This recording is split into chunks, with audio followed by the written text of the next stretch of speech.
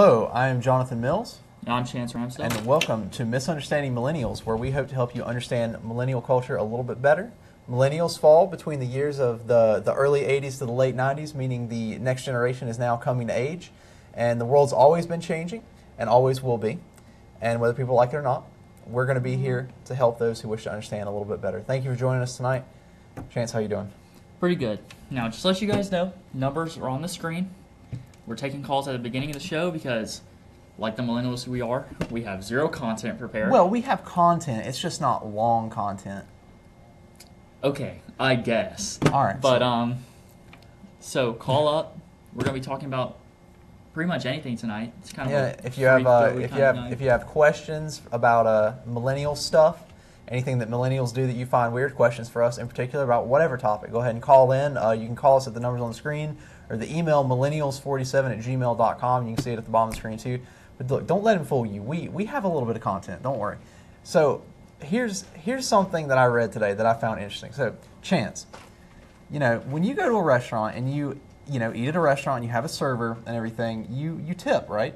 I do tip. Of course. I feel like everybody tips. Mm-hmm. Well, there's an article that just came out in the past couple of days saying that millennials are the worst tippers of all generations. How do you monetize that? What do you go about to get those statistics? Okay, so essentially, and I'm doing this again to defend us as millennials again because we deserve a little bit of defense on this one. The actual study was done by a website called creditcards.com, which I have no idea what that website is or how. That sounds like a... Yeah, I've never heard of that website before, so I don't know how legit they are. But creditcards.com did this survey trying to figure out who were the best and worst tippers. And interestingly enough, they surveyed 1,000 people between the ages of 18 and I believe it was 25. A whole 1,000? 1,000. Now, take note, we always talk about how there's like 80 million millennials. Mm-hmm. So 1,000 of 80 million is not a lot. No, it's but not. Anyway, before I get too ahead of myself, so these articles, or the original article that creditcards.com posted and the study, a lot of news organizations and outlets have been taking this article and sort of running with the, we made a lot of jokes about the headline, millennials are killing blank because we're killing everything. And they're kind of doing the same thing with this, like the study, saying, millennials found to be worst tippers ever. And so all these different articles and like news outlets and stuff are saying, like, now on the bandwagon of blaming millennials for not tipping well. Mm-hmm. However, when you look into this study, they only surveyed 1,000 people. That's not a lot. Now, pretty small sample. Now, if there's anything I learned in some of the statistics classes that you would take, in college or in high school or whatever, sample size matters depending on the actual group of people that you're looking at. Mm-hmm. 1,000 out of 80 million is not that good. But so funny enough, these actual percentages that they had. It was like something around like 15% said that they would leave no tip at all, and you're like, that's actually kind of, I would say it's a little high for what you would think, because I think most people know, at least be courteous and leave a tip. Yeah, I was raised to leave tips. Yeah, like of course, 15%. Of course, like 15, 20%, maybe even more depending on how good your server was. Mm-hmm. But when they actually surveyed these people talking about what kind of restaurants they were at where they were leaving tips, they fail to mention this in the articles talking about millennials tipping badly, but they included fast food and takeout restaurants as like an actual like option in the survey. Mm-hmm. And let's be real, nobody goes. No, I don't even think they give an option. I don't think there is. Like, let's say if you go through like the McDonald's drive-through, you don't tip the server really or the cashier. Or yeah, and if you like take a debit card with you, they just scan it. And exactly. You go. Like there's no so like on the receipt. There's like there's some like places that are like drive through and fast food and like takeout where they'll have like a tip jar or something like that. Mm-hmm. But it's by no means like something that's like, like pretty much guaranteed. Yeah. Like when you go to a restaurant, you look at your receipt nowadays and it'll say like estimated tip at the bottom, mm-hmm. and that's basically saying like you better give me this much tip. Yeah. But so they surveyed these people saying that they 15% of them said they'd leave no tip at all. Yeah, at like a fast food restaurant. So it's like, I don't. like it's a small sample.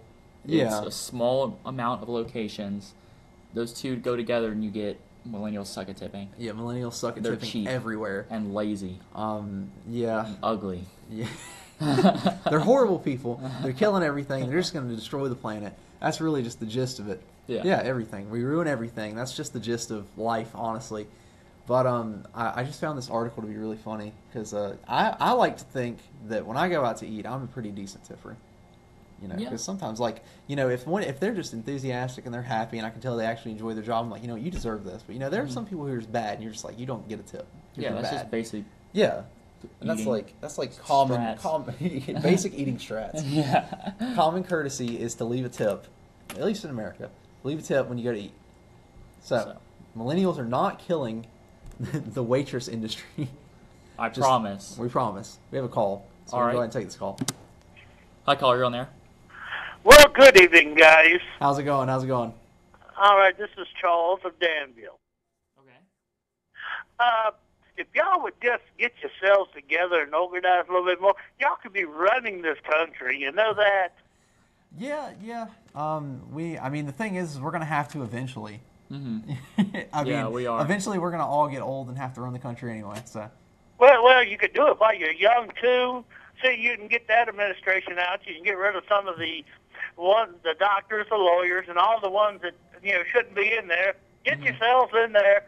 Start running the country. Start figuring out what needs to be done, what's more important to be done, and take the other stuff and don't push it to the side and let it sit on the shelf until you think you need to work on it. Like, infrastructure, getting the roads straight again, and probably, put a little bit more in the workers' pockets. Mm-hmm.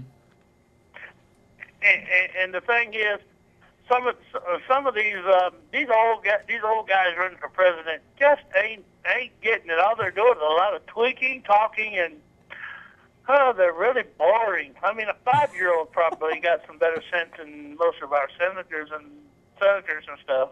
Mm-hmm. Yeah, I feel like that's another reason why most young people don't feel like getting involved is because, let's be honest, it is boring. Yes, it's boring, but but it's also important. If you get up there and get in control, you can take these old timers, tell them to go home to their wives, to go home and get a hobby, and let them run the country. And you deal with the politics, boring stuff, and probably get the U.S. on a little bit better straight, and probably don't make our, in other words, don't piss our allies off at us and make them mad. Kind of make them happy a little bit, and don't start trade wars.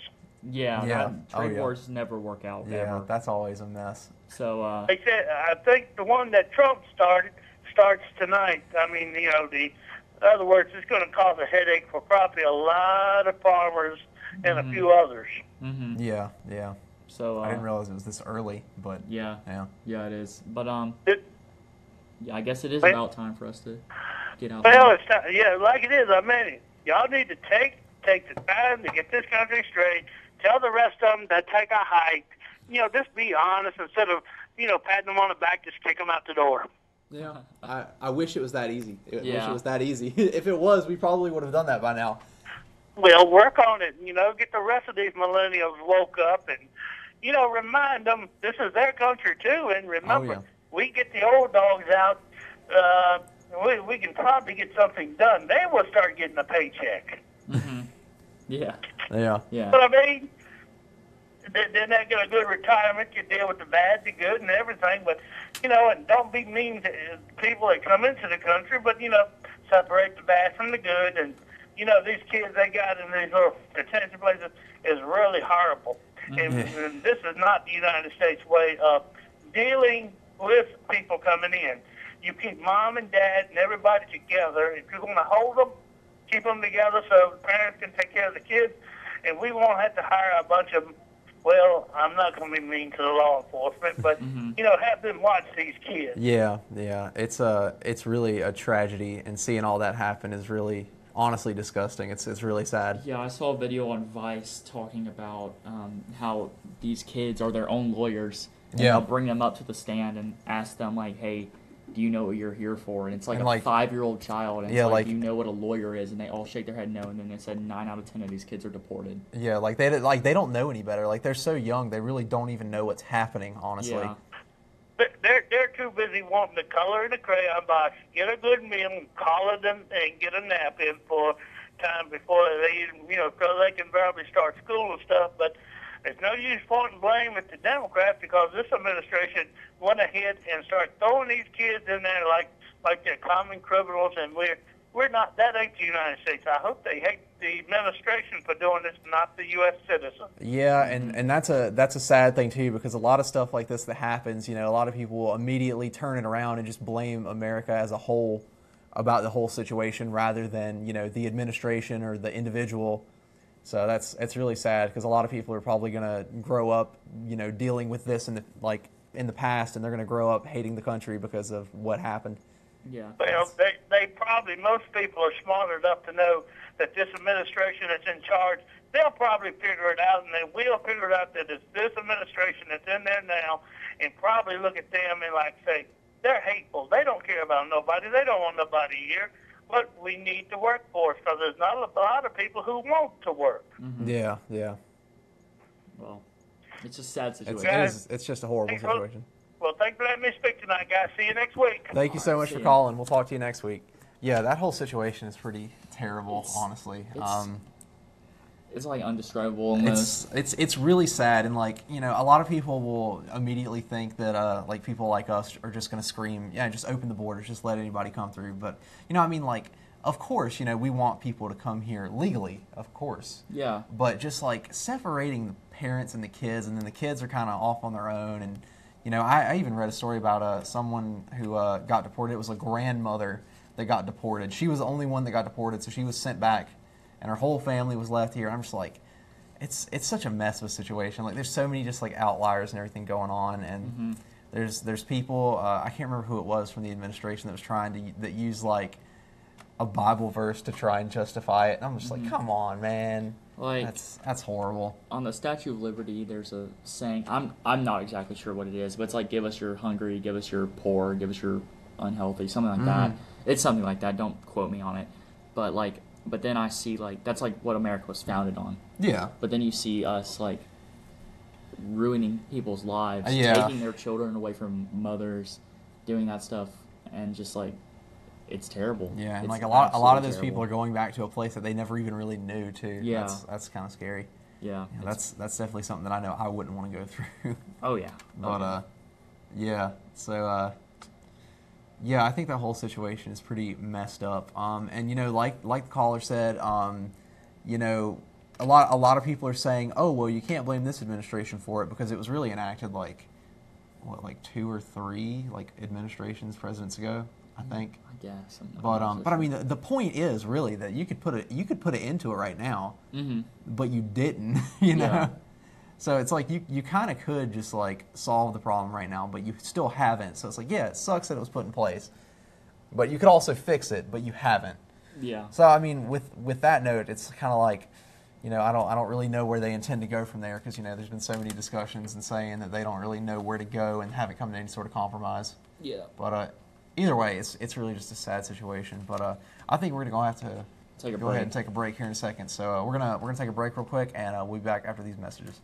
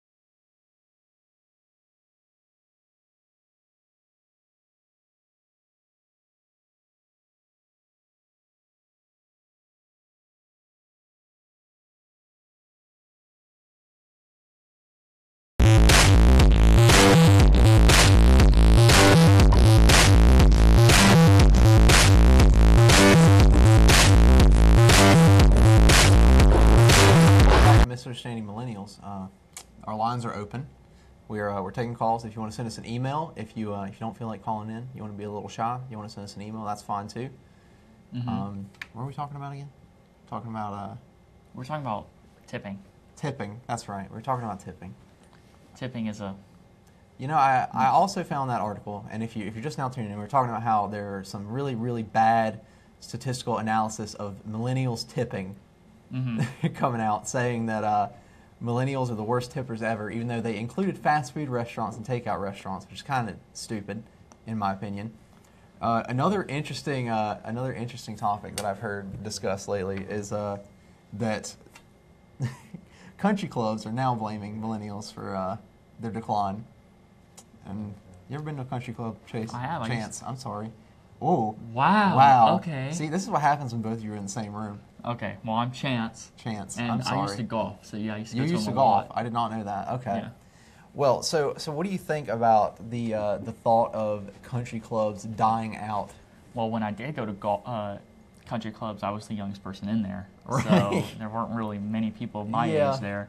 So yeah, I can see that. I don't really ever hang out with my friends like, hey guys, you guys want to go down to the country club? You guys trying to go to the Greensboro Country Club real quick and bull around or something? Yeah. No, that doesn't happen. So. I feel like, when I was reading the articles talking about it, it talked about how golf kind of had its boom back in the I feel like the 80s and 90s. And golf's kind of, not that golf is falling off now, but I feel like it's less.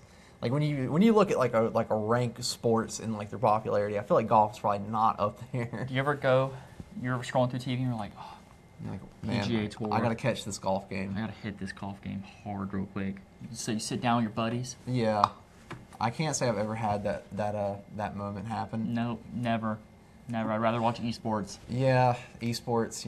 We don't need real athletes. We can just sit at computers and play video games for money. So yeah, that's how it is. But yeah, I don't really I haven't been to a country club in years, and I don't know anyone that goes to country clubs on the daily. So well, I knew some people that used to go to some country clubs, but they mainly went with like their family or their parents, which is understandable because if they're getting in, I mean, it's like you can get in for free basically at that age.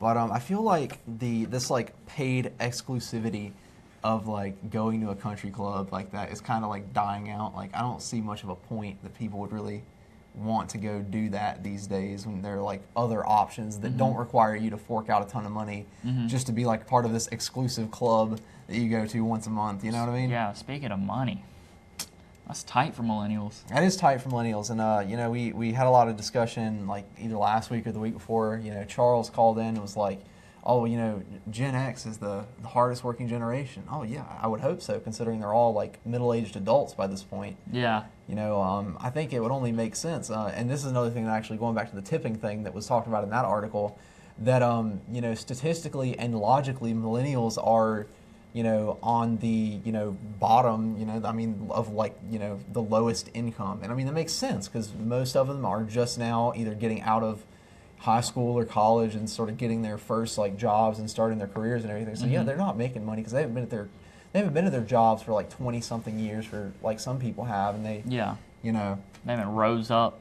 in the ranks yet. Yeah, so it's kind of silly to think that that people would try to place blame on millennials, but we statistically are like the lowest income generating generation. Technically, which is understandable considering we're all still young. And then from like 20 years from now, they're going to be like, oh, Gen Z. They're going to be Gen Z is those darn Gen Z kids. Those lazy. That's going to be us. Yeah, we're like those lazy Gen Z kids eating Tide Pods and Tide stuff. Pods and snorting various objects. Yeah, we ain't with those. No. But I have faith for Gen Z. Do at you? least I have faith for them. They do some stupid things. But, let's look back on some millennial history, because we did have the cinnamon challenge. But come on, they're eating laundry detergent. I mean, that's arguably more dangerous, and I will agree with you. But that doesn't take away from the fact that every generation has their stupid people when they're young. Now, if you don't know what the cinnamon challenge is, it's you take a spoon and you fill it up with cinnamon, and you just eat it. Yeah, you just eat a spoonful of cinnamon. One whole bite of cinnamon. And did it kill anyone? Because it can like, what's it do? Like, exactly? I don't necessarily think that it kills anyone. I mean, it's kind of like, it's a fine powder. So of course, when you try to swallow a mouthful of fine powder, your throat's going to get dry and you're going to get choked up. And it's also cinnamon, so enough of it's probably going to start to burn your throat. Yeah. So, once you start doing that, odds are you're going to start choking, and nobody wants to do that. So a lot of people, I don't want to say that anybody died. I don't remember right off if anybody died from it. Mm-hmm. But let's say you're in your house filming yourself doing the cinnamon challenge alone, and you start choking on cinnamon, there might not be anyone there to help you. Yeah. But definitely not as dangerous as eating Tide Pods. Now imagine yourself home alone, and you see a Tide Pod laying on the counter. And you're like, I'm going to eat that. That's a snack. Big old bag of chemicals right in your mouth. Be a little bit more dangerous than the cinnamon challenge. But yeah, I'm trying to think if there are any more like odd challenges going around right now. I had one on in mind just like a moment ago. We had the ice bucket challenge at some point. Yeah, but that was for ALS. I think. Yeah, something like that. So it was like it's like kind of a goofy challenge, and you're pouring ice water on yourself, and it's probably not pleasant, but you're not really hurting anything. Yeah. And it's for like a lot of people did it for charity. They would tag their friends, they would do it, and then donate money and then pass it along. So it was kind of a nice thing, nice challenge to do. And I don't know, I just think Gen Z is really cringy. like they make you think about they your life. Can be. A lot of them are very edgy. I can honestly say that I remember when I was that age, when I was like 14 or 15. And I definitely sort of had that edgy nature of trying to be the rebellious kid. I did too, but when I remember the high school I go to is right connected to the middle school. They're close to each other. Yeah. So I would walk towards the middle school to go to my car, and I would just see kids out there doing Fortnite dances, trying to impress the girls. Oh yeah. And I just would sit there. Is that how you do it these days? Do you do Fortnite? That's how dances? they do it. I don't know what you're talking about. I have game, but they would just I don't know. It's just I feel like everybody's blaming all of these things on millennials, but y'all just wait until Gen Z gets our age. People really fail to understand that there actually is a gap where millennial ends and Gen Z begins. But I feel like everybody millennial is no longer really a term that refers to technically Gen Y. Mm-hmm. It's now really Gen. If you are not part of Gen X, if you're a young person, you are a millennial. Actually, that's a great graphic that we have up right now. Gen Z, born at the end of the 90s up to now, basically. Hey, and I was born in 2000. Don't you mistake me as part of Gen Z. Well, it's a loose definition. So you kind of are. I'm sorry, but I can't be seen with them in public. I can't. I really can't.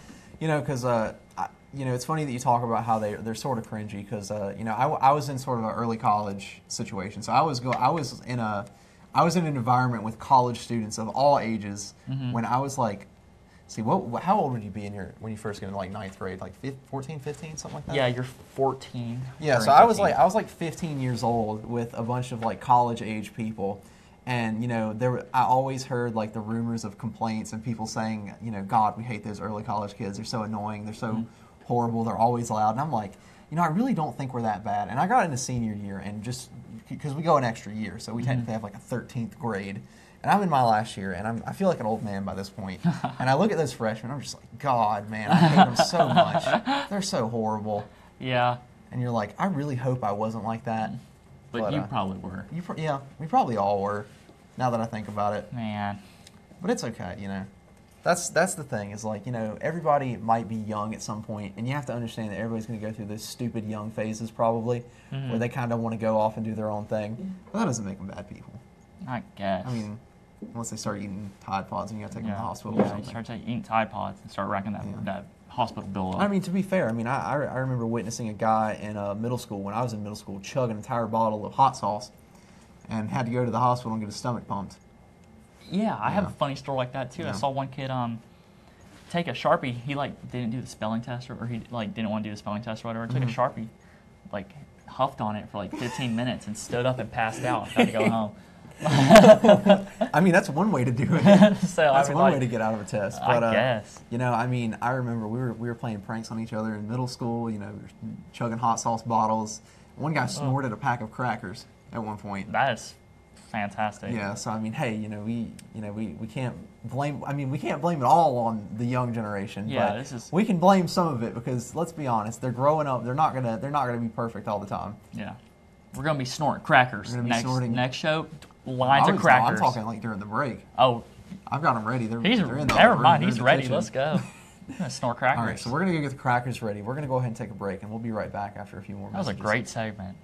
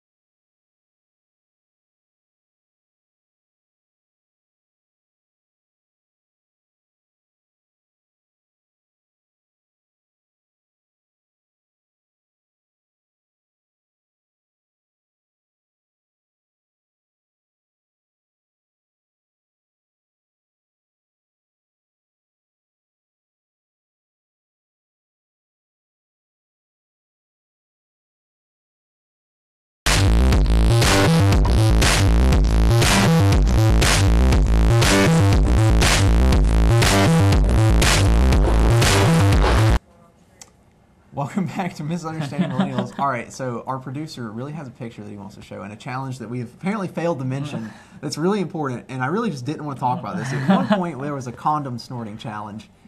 Oh, God. He said he had the picture ready, and he really wanted us to talk about it. That's just, ugh. I never did it. No, I would hope not. But I remember that this lasted like a couple of days, I think. At least I hope. I might have just tuned that part of my brain out, honestly. Like, it's still going on. Repressed memory. That's still going on? No, I'm just saying, like, what if it was still going on? God, man. That's, ugh.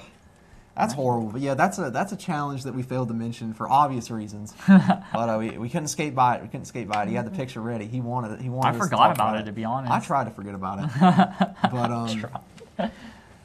I don't know. I can only imagine what kind of challenges children will be making up in the future when we're like 40. I don't want to know. I don't want to know. Yeah, so our numbers are on the screen right now. Our email address is also on the screen, millennials47@gmail.com. If you want to email in a question, call in, talk to us, ask a question about millennials or a question for us, anything really. Feel free. Feel free to call us, email us, let us know what's on your mind. We'll talk about it. We'll give our millennial perspective on it. You know, at least as much millennial perspective as we can give, because I think we mentioned it on one show. We do not represent all millennials, obviously. 80 million of them. That number I like to use a lot. You do like to use that number a lot. It's a good number, 80 million. There's a lot of us. Okay, calm down. But so obviously we don't represent all millennials. We're not the status quo for millennials, but we like to give our opinion on things. I feel like we kind of. That's so narcissistic. Hey, listen. We don't represent everyone, but we love giving our opinion. Well, yeah, I mean, that's the whole point, really. I mean, I feel like if you look at millennials as a whole, or just like, I feel like we kind of fit into not the stereotype of like what millennials like believe, and not necessarily how we act, because we have jobs. And a lot of people think, millennials are lazy and don't have jobs. We sit at home. Like we sit at home and play video games for like, 12 hours a day, which we might some days. Most days, yeah. But we do like to participate in society. Yeah, we participate in society a lot. We have opinions and everything, as most people do. But yeah, we talked about the gamer disorder thing last week, which was a fun topic. A lot of people were kind of giving me some crap today because I came in and they were like, "Hey, Jonathan, what are we talking about today?" And I said, "I don't know. I mean, I found a couple of articles that I thought were interesting," and they were like, "You were playing games all day." He was. I was. I joined him for some of them, but yeah, I can't keep up with him. He's a freaking monster, dude. He's on all day, every day, doing the same stuff. Yeah. Doing it the most boring way possible. That is true. It is the most boring way possible. But sometimes you just gotta get it done. At least I'm dedicated. I have goals set. That's one thing about games. Which here we are going back on topic of video games. Here we are. It's nice to have goals to achieve. And I guess you could do that in real life too. I guess. Who needs goals in real life? Am I right? Like who has priorities? I mean, every once in a while, it's like, Man, I really want to walk outside today. Walk outside? Yeah, that's my goal. Walk outside. I mean, it's all right. I think it's kind of overrated, honestly. We haven't talked about the subway tunnel in a while. Yeah, our subway tunnel is still going strong, so we don't have to go outside and go. Drop my mic. We don't have to go outside. We don't have to interact with society. We can't just take our underground subway tunnel and get to work. Yep. I think honestly that's going to be the peak of our generation. Just subway tunnels everywhere. Subway tunnels, yeah. I think so. I think we really got something going there. Hopefully my mic doesn't fall again. That would be good. That'd be great. A lot of people kind of give us a lot of crap on the air talking about how we talk about video games and stuff, but that's actually like a big part of our lives, which is kind of honestly. Most people probably look at that and think that's pretty sad, honestly. It kind of is sad. It is kind of sad, but I mean, I grew up with it. So. Yeah, I mean, it's a hobby, and if you probably can't believe this one, but my grandmother actually got me into video games, so.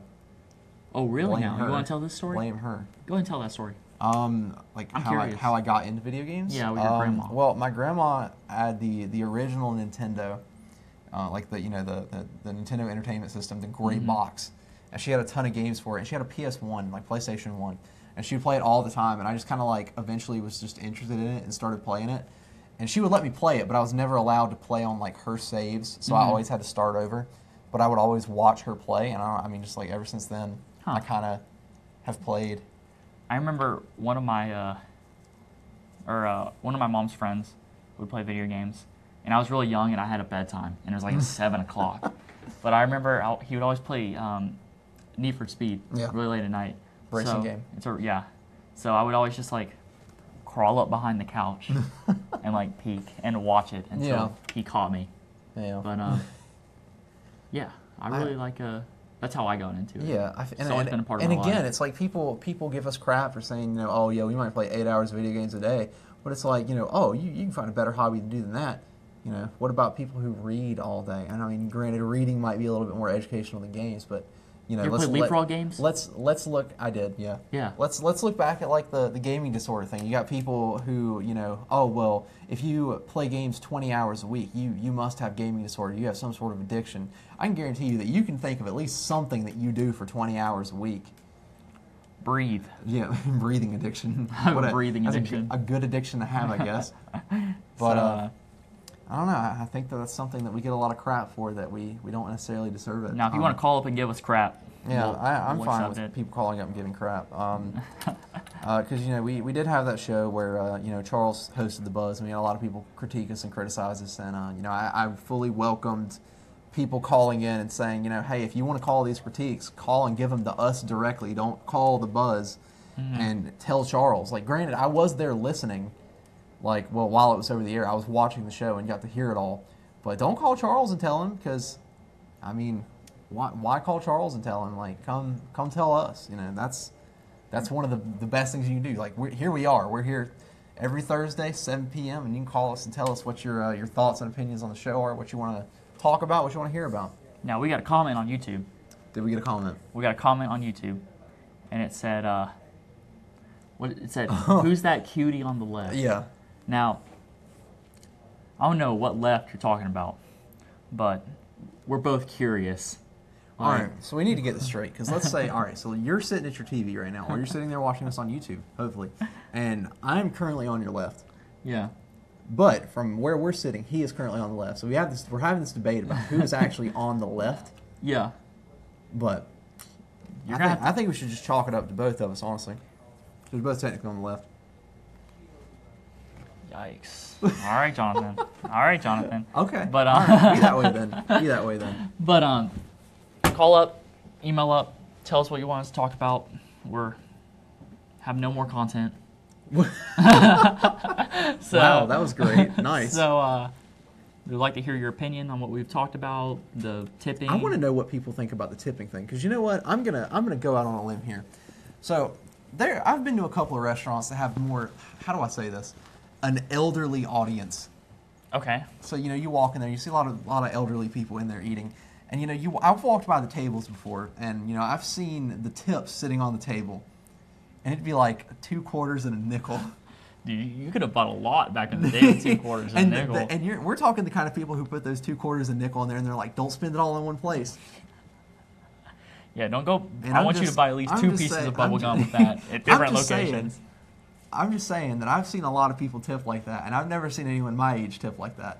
I think we're a little bit more ruthless on people who have give bad service. Well, also because our generation is working that right now. Right. Our generation are the waiters. That's the true. servers. That's true. So we have a little bit more of a mutual respect for people who are in the service. I've been in the food industry. Have you? I didn't know that. Yeah, I worked at Subway. Oh, okay. It sucked the entire time, and no one gave tips. Are you supposed to tip at Subway? Is that common? We had a tip jar, and no one put anything in there. Well, I feel like a tip jar is more of a suggestion, where having like an actual table is more of a, if usually, and this might be bad of me saying this, but my general rule is if somebody has to come to the table and serve you, they probably deserve a tip.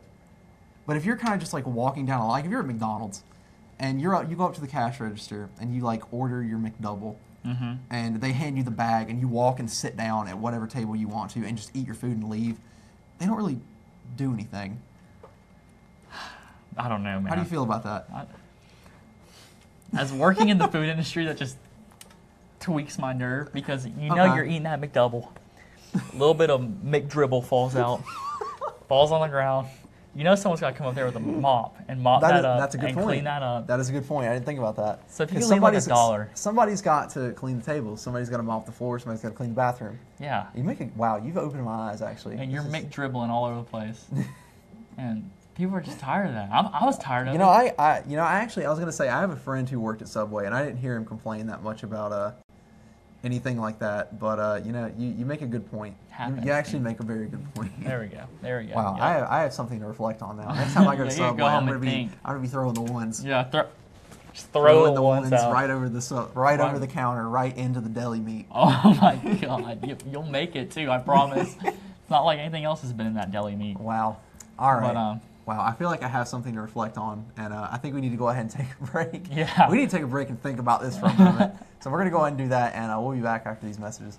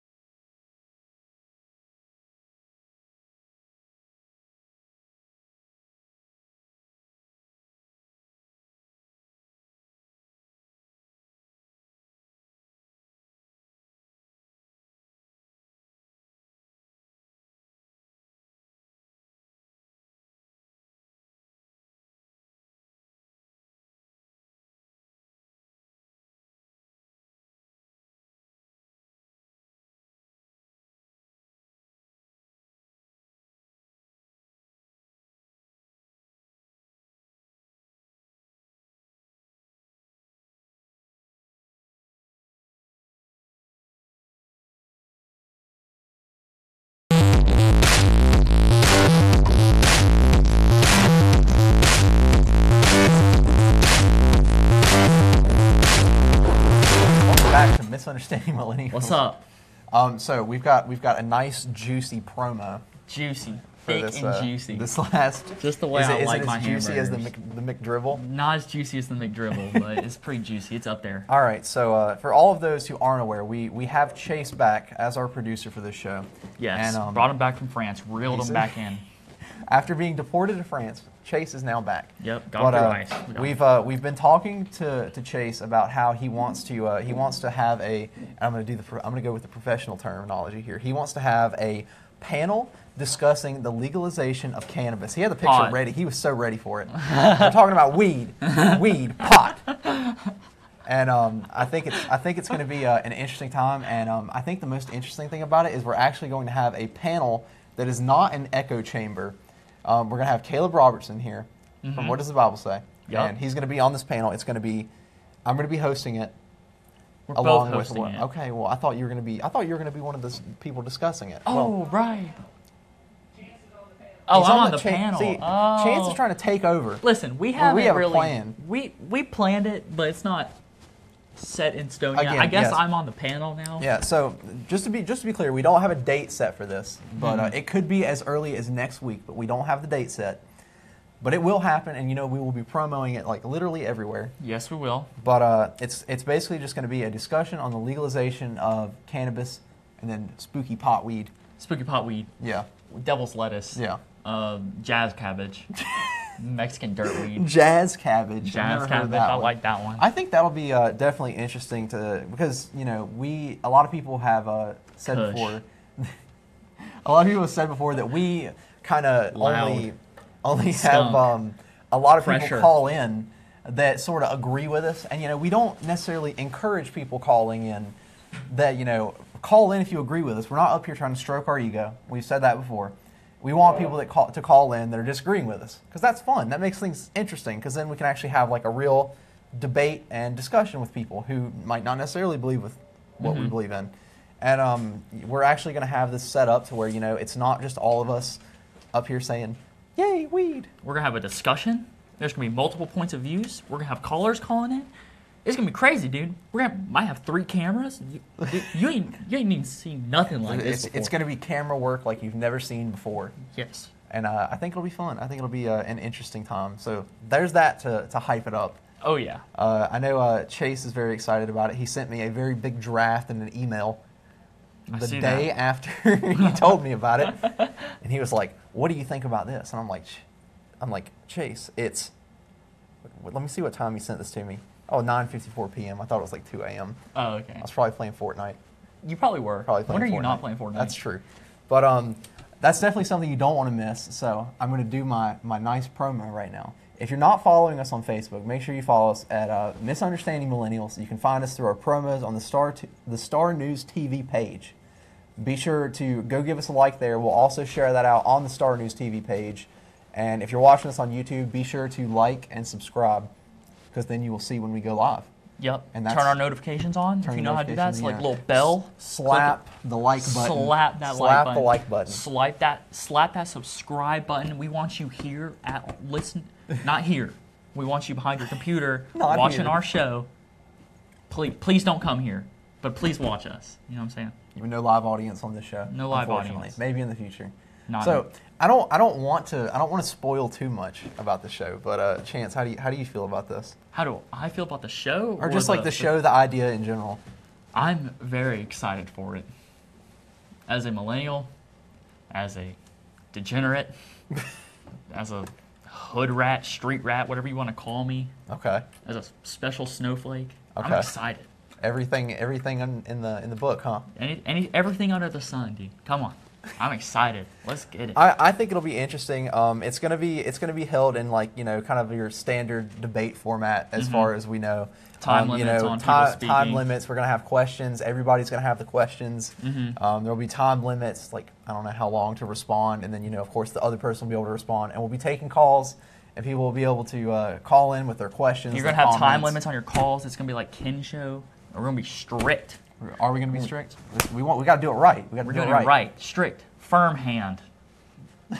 Firm hand. You're going to have to be the hand of God on this. Like, as soon as I see that clock hit 2 minutes, I'm smashing that phone. But, yeah, just break it. See, if you go over 2 minutes, I have to break the phone, then nobody can call. But I think that'll be a very interesting topic. I think that'll be fun. Yeah. I'm excited for it because... again, I don't want to spoil too much about it, but for anyone who's curious, I'm kind of like indifferent. Like, I don't see any reason not to, but I also don't. It sounds bad, but I don't really care. It's kind of like whatever to me. Like, if it does, cool, and if it doesn't, I'm gonna live Yeah. Yeah. So I feel like that'll be fun as a playing host because I will then be kind of just unbiased. I'll be unbiased. Like I don't think I'm biased, but I have some opinions that go both ways, I would say. Well, it's just like, as the host, you're just going to have to, when it's time, it's time. Like, don't let people go over. Yeah, that's fair. But I think that it'll be an interesting time. I think it's definitely going to be fun having a totally different panel of 3 different people who have 3 different ideas and to certain extremities, I guess. Yep. Because I know that, might be a little bit more relaxed, might have some really strong opinions. And that's cool. I think that'll definitely be a fun time. It's going to be a debate of the century. And again, we don't have this set in stone yet, what day it's going to be. Keep an eye out on the Star News page. We'll be promoting there. On the Misunderstanding Millennials Facebook page, we'll definitely be promoting it there. And I think that's about all the time we have for tonight. So again, just make sure you go and check us out on Facebook, Misunderstanding Millennials on YouTube. Subscribe, like the Facebook page. And I believe that's it for tonight. And yeah, that's it. That's it. What a great show. All right. We'll be back next Thursday. 7 a.m. 7 a.m.? That's 7 early. p.m. The week after, I will not be here, so I cannot do it that week. But we're going to make next show a real banger. A real banger. Real hype show. Real banger coming to you next week. But see you next time. Thanks for watching. Me and Chance, Ramsdale, and Jonathan. Thank you. Thank Peace. you for watching.